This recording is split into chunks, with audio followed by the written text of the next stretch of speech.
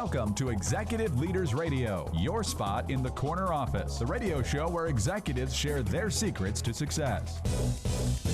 Executive Leaders Radio.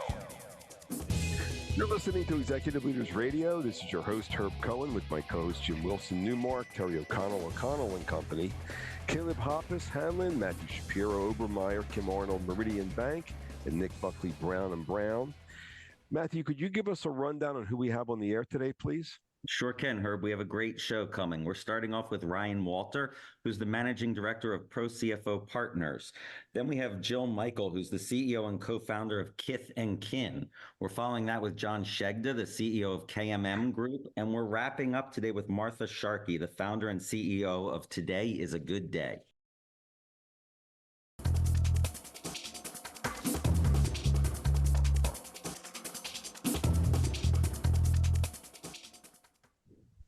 We're back. You're listening to Executive Leaders Radio. This is your host, Herb Cohen, and let's get to know John Shegda, who's the CEO of KMM Group. John, what is KMM Group? What are you guys doing? KMM Group is a 115-person contract manufacturing company. It means we make important components for medical devices, aircraft, space exploration, stuff like that. 8 to 14, what kind of stuff were you doing? I was reading books. I was working for my dad in our family business, making enough money to support a golf habit. Mm-hmm. And let's see. How about Terry? Give me a hand, please. Yeah, John, you mentioned in the green room you were also a pretty avid track and field athlete. Can you share what events you were in? Yeah, the track and field came in after the 14-year-old point, but yeah, I was in field, actually. I was a thrower, so shot discus and javelin in high school and discus in college. A real field events guy, and I'm a track guy, and I know field events are about small little changes and pushing the little boundaries. How do you feel about yourself? Do you see that as a big part of you? Yeah, I found that the track was instrumental in me finding ways to push myself, to try to be the best that I could possibly be at something. And yeah, it's little adjustments reap big changes or big gains. Gotcha. Jim? John, you mentioned being an avid golfer, playing whenever you can. That started at a young age. What was the most important lesson you took away from golf? Again, right in the same area, just practice, working hard, having perseverance, and then on top of that, small changes making a big impact on results. Golf's also a game of integrity. You're providing, important parts to medical, aerospace, defense. How important is the integrity not only of the materials you're supplying these people, but of the process and your organization? Yeah, the integrity is a huge part of what we do. It's a part of my life. Yeah, I think you're spot on. In golf, it's all about being true to yourself. You're only cheating yourself. In this case, it's not just cheating ourselves, but it's making the difference between saving someone's life or putting a spaceship on Mars. Matthew? John, you said you loved reading when you were 8 to 14, and particularly sci-fi. Why sci-fi? I wasn't the most social kid, so I lived the life of these sci-fi fantasy books. It took me to a different place. Why did you like going to a different place? I think because I wasn't so social. I enjoyed experiencing that somewhere else. And what does the somewhere else, and like in sci-fi books, how they build worlds, what does building of sci-fi worlds have to do with what you're doing at KMM Group? Pretty interesting connection there, because I feel like we're building a world here that is very different than most in manufacturing. Kim? What do you mean?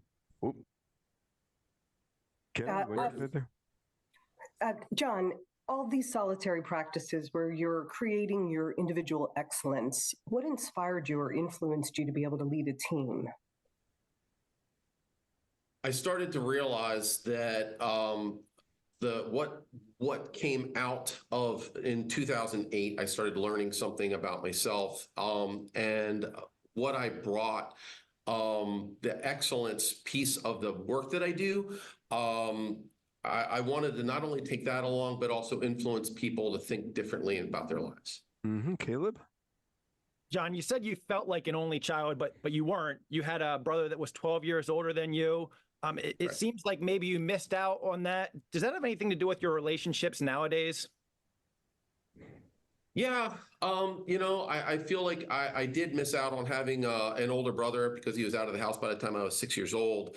So I think I try to grab on to some of those things now with the people that are close to me at work and in my life, my wife and kids.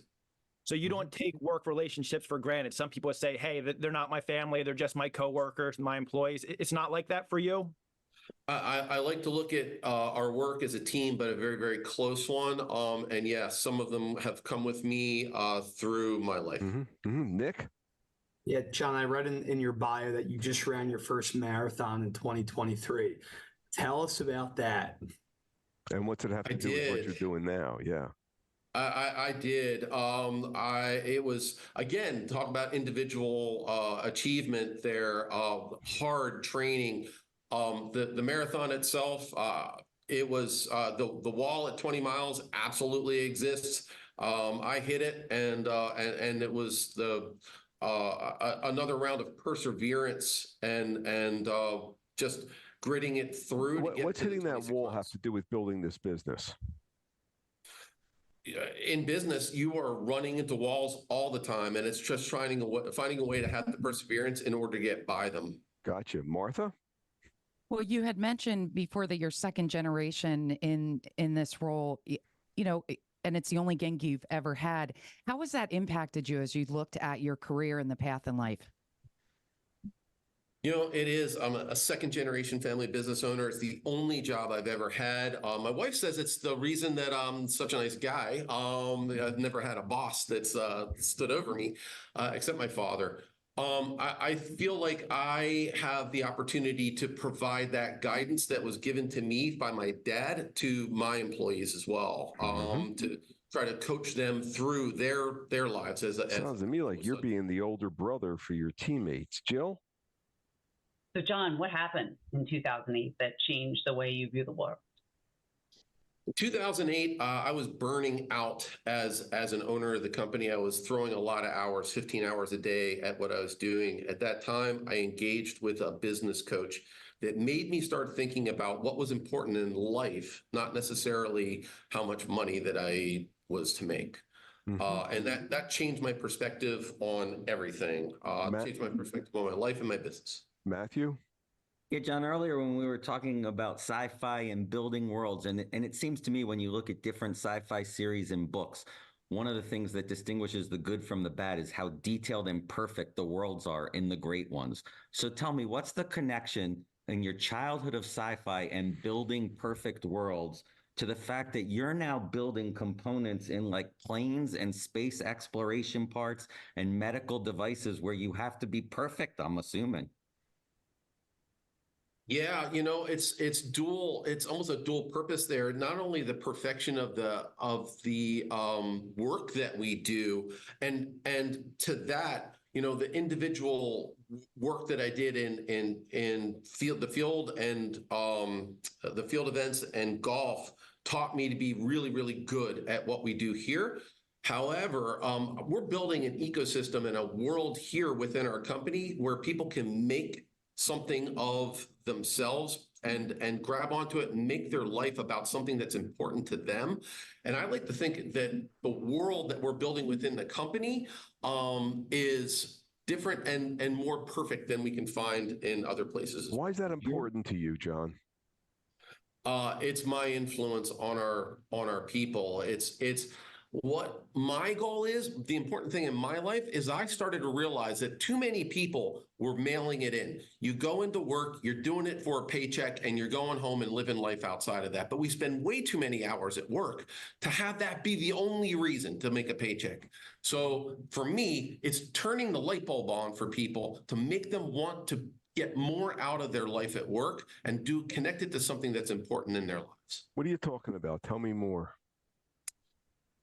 It's a different experience for every single person. For me, I want to turn the light bulb on for people to get more out of what they're doing. But for some people, our HR manager, all she wants to do is help people in their lives in some possible way. So we want to put her in a position to be able to do that. So each person we want to put in a natural place for them so that they can have the maximum impact on a number of people and feel like they're contributing to something important in their lives. It doesn't sound to me like you're running a manufacturing firm. It sounds to me like you're running a people development organization or something. Where am I wrong here?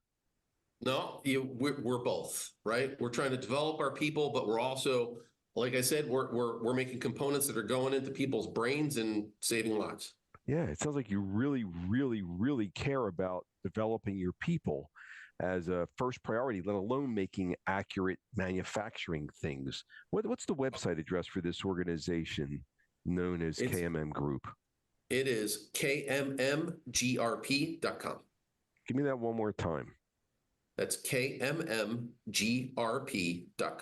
We've been speaking with John Shegda, CEO of KMM Group here on Executive Leaders Radio. Don't forget to visit our website. It's executiveleadersradio.com.